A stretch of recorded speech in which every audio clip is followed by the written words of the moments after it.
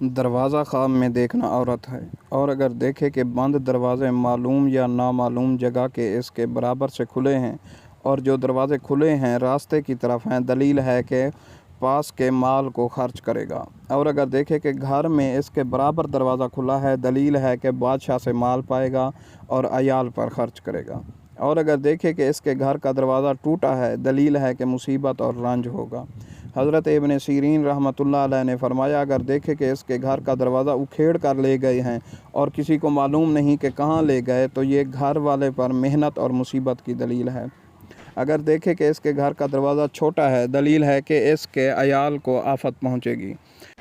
اور اگر دیکھے کہ اس نے مکان کے دروازے کی کنڈی ہلائی ہے، اگر اس کا جواب ملا ہے، دلیل ہے کہ اس کی دعا قبول ہوگی اور ممکن ہے کہ خزانہ پائے گا۔ اور اگر دیکھے کہ جب اس نے کنڈی ہلائی تو گھر کا دروازہ جلدی کھل گیا ہے، دلیل ہے کہ حق تعالیٰ اس کی دعا قبول فرمائے گا۔ حضرت ابراہیم کرمانی رحمۃ اللہ علیہ نے فرمایا، اگر دیکھے کہ اس نے نیا دروازہ مضبوطی سے بند کیا ہے اور اس پر قفل لگایا ہے، دلیل ہے کہ اس کی عورت مرے گی یا اس کو طلاق دے گا۔